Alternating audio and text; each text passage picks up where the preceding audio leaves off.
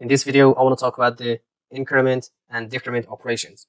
So let's start it. So if we have int x equal to 4 and int y equal to x plus plus,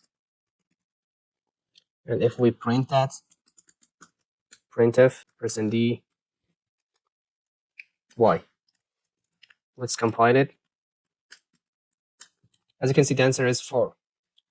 Here x is 4, and we said that into y is equal to x plus plus. So what if we move the increment sign to the left side of the x? So let's eliminate them and add here plus plus. So here the answer would be 5. Let's compile and check it. Here the answer is 5. So why is that? Here the x is 4, and we said that plus plus x. So here we add one number to the x and then assign it to y. Here x is 4, and we add one number to that, and it became 5, and then we assign that 5 to the y. And if we add these increment operations after the x, it's like that.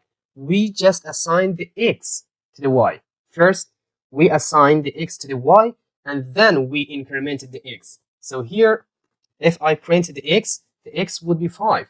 So let's print it. Printf. So x %d, and here I'm gonna write x, and let's add here \n, and let's add here y. Combine it again. So here x is 5. So if I use a printf here after this x, this x would be 4. So I'm gonna write here printf x %d \n x. Let's compile it. As you can see here, the first x is 4. Obviously, this is 4. This is obvious. So it is 4.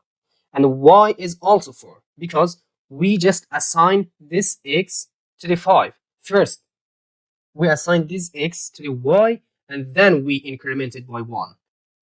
So here the y is 4, and here again, after these increment operations, the x is 5. So here after that we printed the x again, the x became 5. So here if we change the increment operations, we delete it and add it before the x, here we increment the x by 1 and then assign it to the x. So here the y would be 5. So let's compile it. As you can see here, the first x is obviously 4 and y became 5, and x obviously is again 5. So this is the increment side, and this is the same with decrement sign. So if we add minus minus, it will minus one number from the x. So here x is 4, and if we decrement by 1, the x will become 3, and we assign it to the y. Y is 3, and again if we print the x would be 3. So if we move this decrement sign to the right side of the x, and here the x would be 4. Let's compile it.